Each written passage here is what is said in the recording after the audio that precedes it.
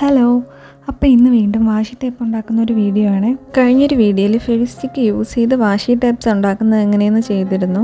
ആ വീഡിയോയുടെ കമൻറ്റ് സെക്ഷനിൽ ഫെവിസ്റ്റിക്ക് യൂസ് ചെയ്യാതെ എങ്ങനെയാണ് വാഷി ടേപ്പ്സ് ഉണ്ടാക്കുന്നതെന്നൊരു കമൻറ്റ് വന്നിരുന്നു. അപ്പോൾ നമുക്ക് ചെയ്ത് നോക്കിയാലോ.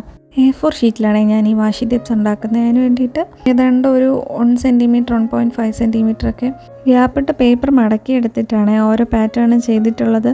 ക്രിസ്മസ് ഒക്കെ വരല്ലേ, അതുകൊണ്ട് ഓരോ പാറ്റേണും ക്രിസ്മസ് തീമിൽ തന്നെ ചെയ്യാമെന്ന് കരുതി.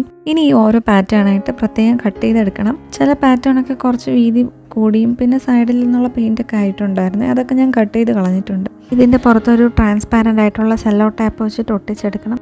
വാഷി ടാപ്പിനെക്കാളും വീതിയുള്ള സെല്ലോ ടാപ്പ് വേണം എടുക്കാൻ. ചെറിയ സെല്ലോ ടാപ്പാണ് ഉള്ളതെങ്കിൽ അതിനേക്കാളും ചെറിയ സൈസിലുള്ള വാഷി ടാപ്പ് വേണം ഉണ്ടാക്കാൻ.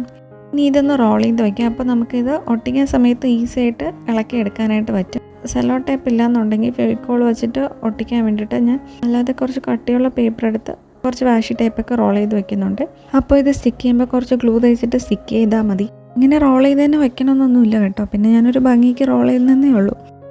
ഇതിങ്ങനെ തന്നെ മടക്കി വയ്ക്കാം, അല്ലെങ്കിൽ ഇത് കട്ട് ചെയ്ത് കുഞ്ഞ് പീസാക്കി സ്റ്റിക്കേഴ്സ് പോലെ നമുക്ക് വച്ചിക്കാവുന്നേ ഉള്ളൂ. ഇനി ഇത് ഒന്ന് ഒട്ടിച്ച് കാണിക്കാം. ആദ്യം സെല്ലോ ടേപ്പ് വെച്ചിട്ട് ചെയ്തതാണ് ഒട്ടിക്കുന്നത്. അത് നല്ലപോലെ ബുക്കിൽ ഒട്ടുന്നുണ്ട്. ഇനി സെല്ലോ ടാപ്പ് ഇല്ലാത്ത വാഷി ടാപ്സും കൂടി ഒട്ടിച്ച് കാണിക്കുന്നുണ്ട്. അപ്പം നമുക്ക് ഒട്ടിക്കാൻ വേണ്ട ലെങ്തിന് പേപ്പർ കട്ട് ചെയ്തെടുത്തിട്ട് ഫെവിക്കോൾ തേച്ചിട്ട് ഇതിൽ ഒട്ടിച്ച് കൊടുക്കുന്നുണ്ട്. പിന്നെ ഒരു മെറി ക്രിസ്മസും കൂടി എഴുതി കൊടുക്കുന്നുണ്ട്.